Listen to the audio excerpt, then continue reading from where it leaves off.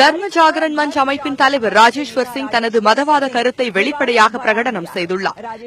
December 31, 2021ற்குள் இந்தியாவிலிருந்து இஸ்லாம் மற்றும் கிறிஸ்தவ சமயங்களை முழுமையாக அழித்து விடுவோம் என்ற சர்ச்சைக்குரிய முடிவை வெளியிட்டுள்ளார்.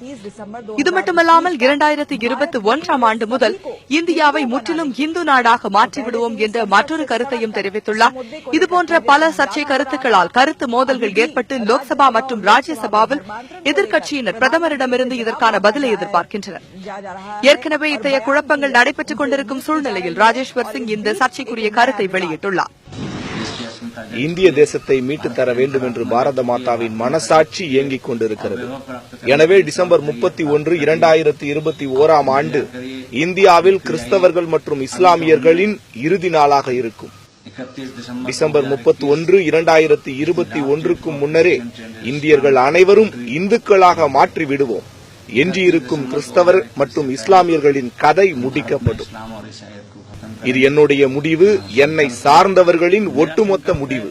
இதை முற்றிலுமாய் செயல்படுத்த நாங்கள் முழுமூச்சாய் பாடுபடுவோம். முடியாத பட்சத்தில் அடுத்த கட்ட தீவிர நடவடிக்கைகளில் ஈடுபடுவோம்.